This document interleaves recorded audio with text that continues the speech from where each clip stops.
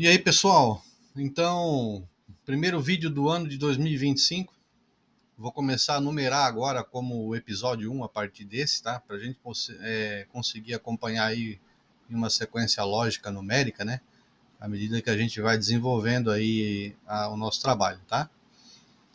Mas hoje eu gostaria de falar aí sobre a revista da Init que foi lançada aí no final de 2024 e traz como um tema bem interessante medidas de segurança do trabalho, a responsabilidade das empresas e os impactos sociais e econômicos em acidentes do trabalho. Tá? Eu vou deixar o link daí na descrição aqui para vocês poderem acompanhar depois na íntegra toda essa matéria. Tá? Então, aí a implementação de medidas de segurança em qualquer ambiente de trabalho, né, a gente sabe que enfrenta diversas barreiras. Mas quais são essas barreiras? É muito fácil, às vezes, a gente conseguir apenas verbalizar que é difícil a implementação, os projetos não andam, as pessoas não entendem como implementar, as pessoas não conseguem repassar o conhecimento necessário para que consiga de fato êxito naquele projeto. Então a gente precisa fazer o quê? E agora, com base nesse texto oficial, conhecer quais são esses desafios, né? Já que foi feita essa pesquisa, e também, a partir disso, tomar a ideia de como superar esses desafios dentro das empresas. Então, eu tenho aqui a lista, e vocês podem acompanhar, até tem esse ícone ali, o desenhado ali, um soldado romano, alguma coisa do tipo, um gladiador, né? Justamente para ilustrar aí essa questão do nosso desafio diário. Então nós temos aí a falta de conscientização e treinamento. Esse é o primeiro tópico que foi elencado. Então, muitos trabalhadores não compreendem os riscos, né, ou a importância das medidas de segurança. Falta de conscientização e treinamento. A gente pode tomar por base ali que o que seria conscientização? Ora, conscientização nada mais é do que o repasse da informação. Quanto mais informação o trabalhador receber, maior é a possibilidade dele ficar conscientizado em relação àquele tema. E a falta de treinamento também, né? Muitos acidentes de trabalho acontecem por falta de treinamento. Ou às vezes até tem o treinamento, mas o treinamento ele é superficial, ele é raso, ele não é pautado no conhecimento técnico científico de alguém que tem a, a profundidade no assunto, né? Alguém que sabe realmente, com detalhes, aquilo que precisa ser ensinado, não superficialmente. Então, essa falta de conscientização, ou seja, não realizar diálogo de segurança, não distribuir por meio físico, impresso, em murais, ou até mesmo em meio digital, as informações necessárias para aquela atividade naquela empresa, né? Então, isso é o que aumenta a falta de conscientização, né? Reprimir a informação, e também quando se tem a questão ali do treinamento superficial.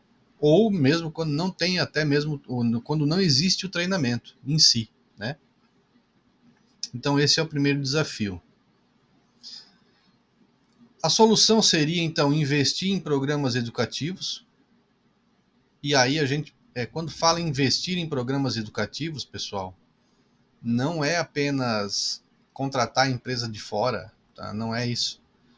Pode ser feito a custo zero isso daqui, tá? Sem investimento monetário, mas em questão fazer um investimento de tempo, tá? De que forma?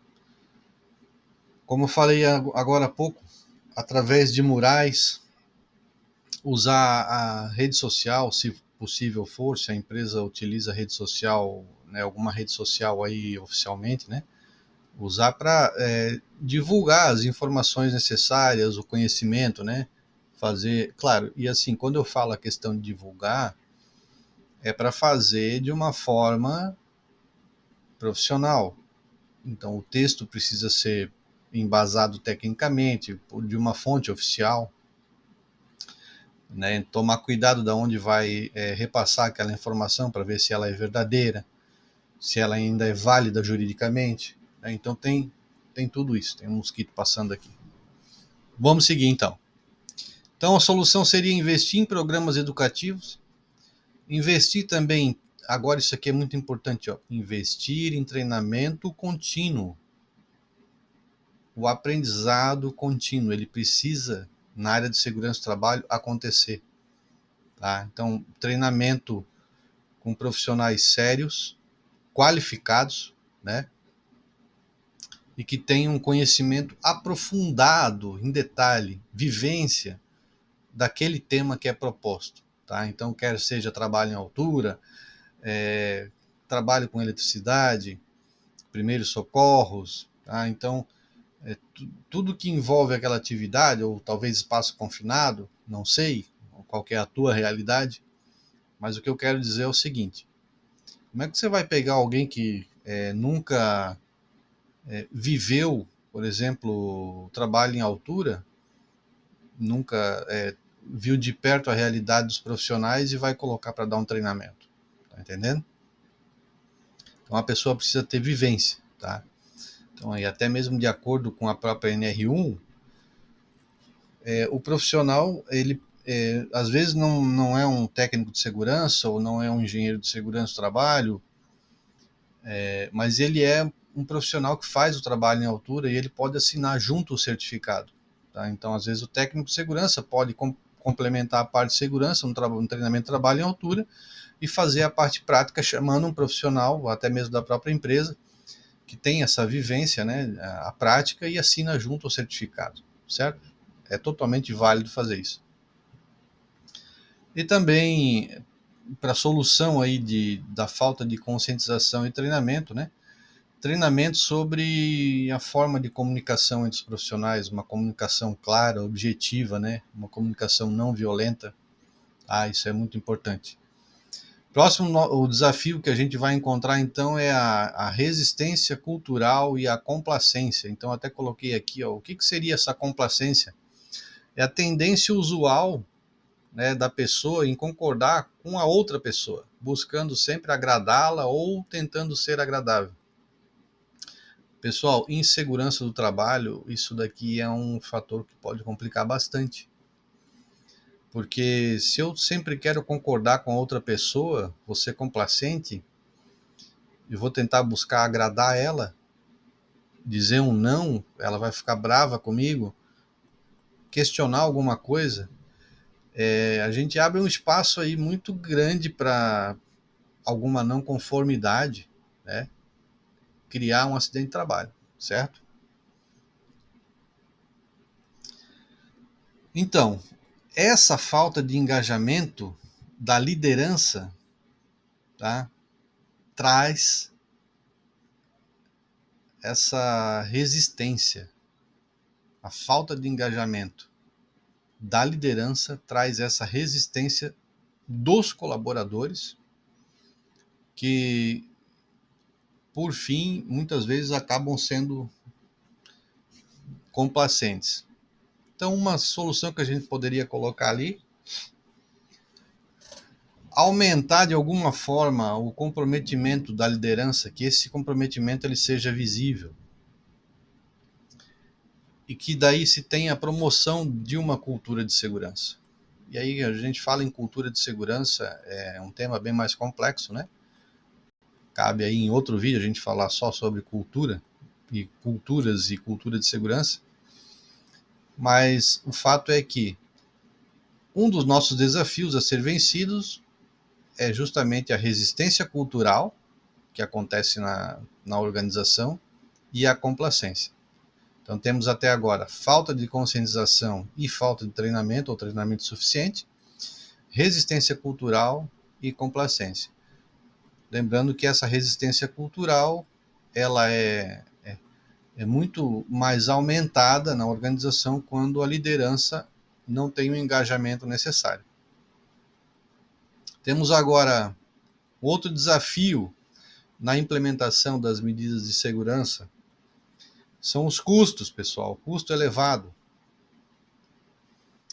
Muitas coisas, muitos projetos, tá, em segurança do trabalho, é possível, tá chovendo aqui, eu acho que vocês acabaram de escutar um trovão, mas tudo bem, vamos seguir aqui enquanto temos energia elétrica. Muitos custos a gente consegue eliminar, tá, grandemente com ideias dos próprios trabalhadores e muitas vezes com materiais e o conhecimento técnico que existe na própria organização. Eu diria que, olha, uns 80%. Em alguns casos, vai precisar ser contratado pessoas, né, profissionais de fora da organização para implementar alguma medida técnica, né? Mas precisamos observar a questão do custo, ter um planejamento para não inviabilizar a implementação de alguma medida de segurança. Tá? Então a gente precisa, de alguma forma, sentar aí com os responsáveis da área financeira, né, da parte administrativa, para daí conseguir vencer esse desafio que é o custo elevado. Também temos aqui uma ideia de solução para isso, investir a longo prazo, diluir, né, a longo prazo os custos do projeto, como muitas vezes pode envolver aí equipamentos de segurança, né, e alguns custos aí com manutenção preventiva. Tá? Então, quando a gente tem, por exemplo, manutenção preventiva, não seria esperar quebrar o equipamento, né, para daí fazer a manutenção, essa é a manutenção corretiva. Mas se nós temos máquinas e equipamentos, e a gente sabe que, por exemplo, determinada peça vai ter, vamos supor, 5.000 horas de vida útil, dá para ter uma ideia de mais ou menos quando a gente vai precisar trocar. Então, pegar esses custos e dividir pelo tempo e tentar projetar isso com o setor financeiro e administrativo para, né, incluir na vivência das atividades orçamentárias da empresa e nos projetos para que a gente consiga daí vencer esse desafio. Tem que ser programado, realmente. Vamos seguindo aqui, então, um próximo desafio que a gente encontra, de acordo aí com o Ministério do Trabalho, é a falta de comunicação e transparência. Então são duas coisas, né? Falta de comunicação, às vezes a pessoa ela não tem, a pessoa que muitas vezes lidera, muitas vezes está na frente da equipe, ela não tem a habilidade de se comunicar, talvez nunca tenha feito um aprofundamento nas formas de comunicação, dos meios de comunicação, né, como que se acontece a comunicação no ambiente de trabalho, e aí vai refletir, né, justamente aí na falta de comunicação, vai sair uma comunicação com muito ruído para a equipe, tá? Isso é um desafio a ser vencido. E aí temos também a questão da transparência, tá? Então são coisas diferentes. Então não adianta também ter uma comunicação e a comunicação não ter a transparência necessária, né, para que todos os envolvidos ali consigam tomar as decisões ou entender aquilo que é proposto.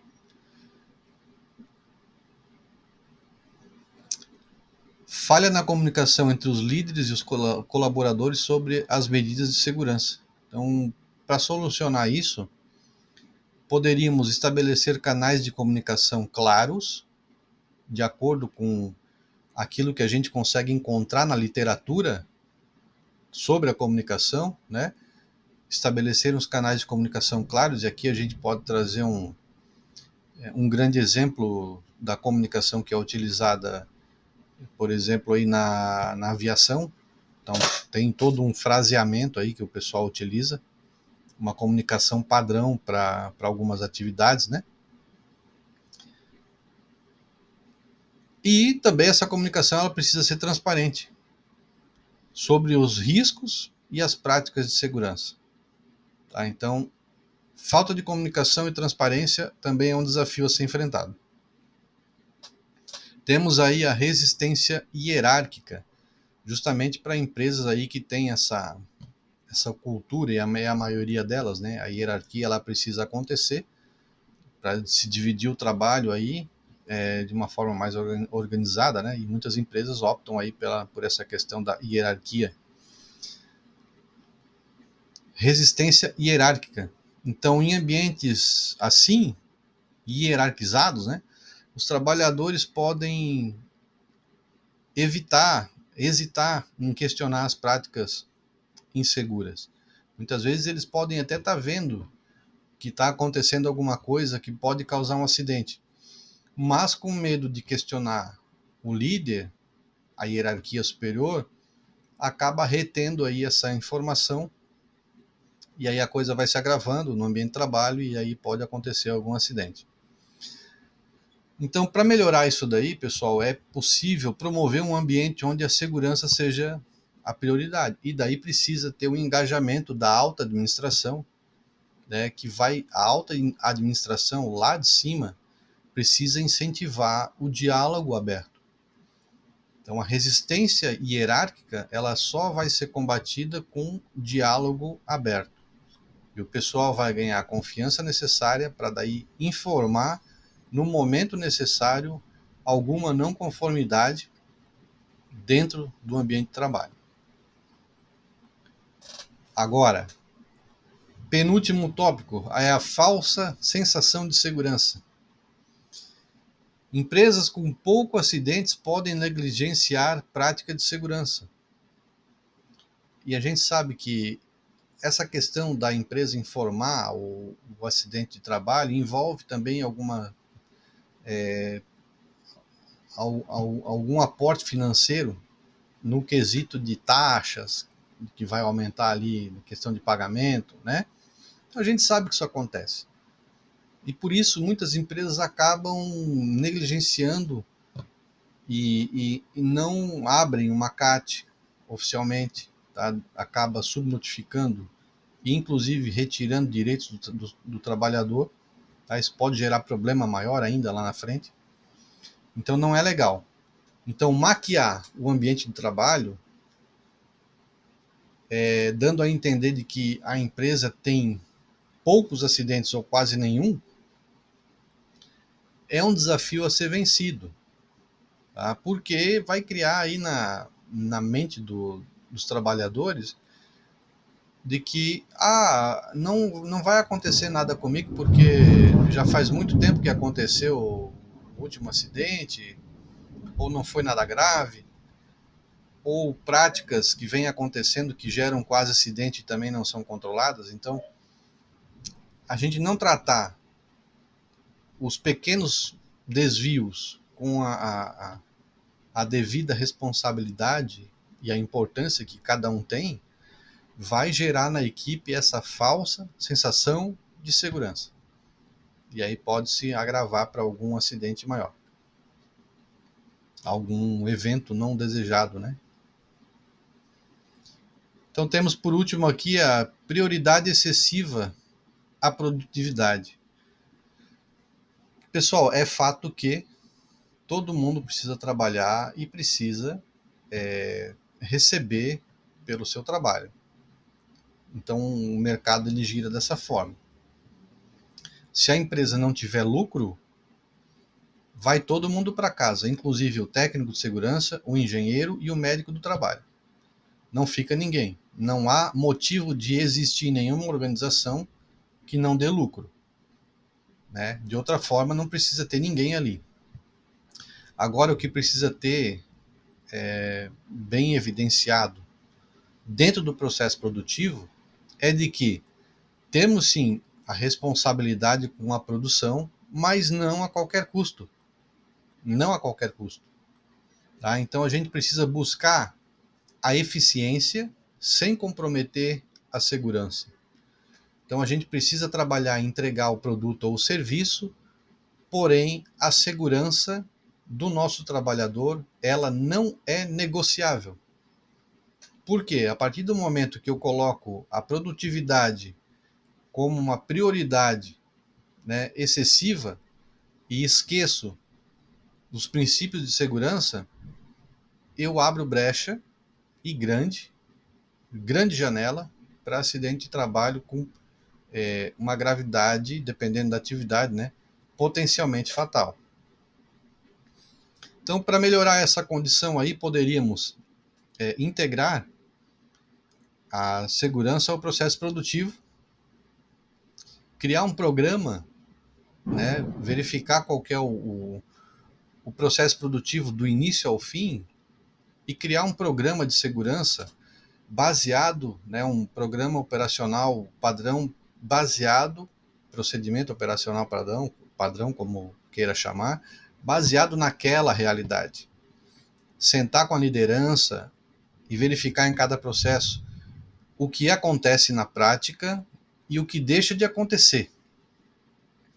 E imaginar, junto com os trabalhadores envolvidos naquele processo e a liderança, para cada passo, o que acontecer de errado aqui, por exemplo, se a peça A quebrar e a peça B for implementada, o que pode acontecer de errado nesse processo produtivo?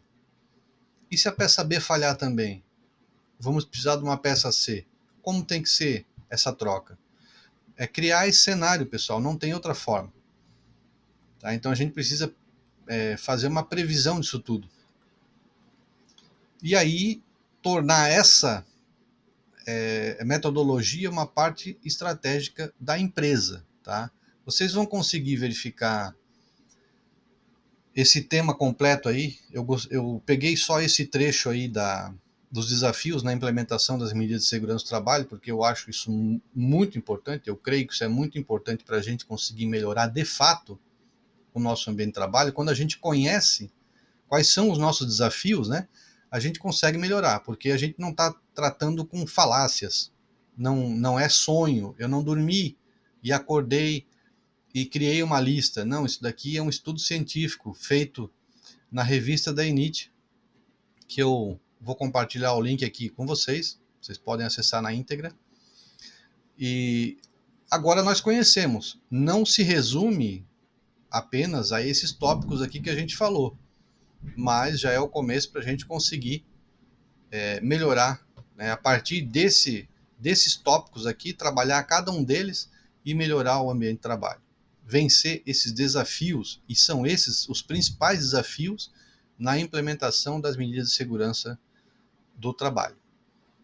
Um forte abraço aí, agradeço a atenção.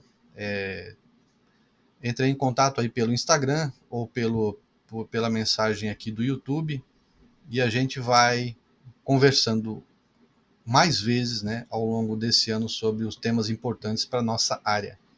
Um bom trabalho a todos, um bom ano a todos e vamos juntos aí vencer, né, esses desafios. Até mais.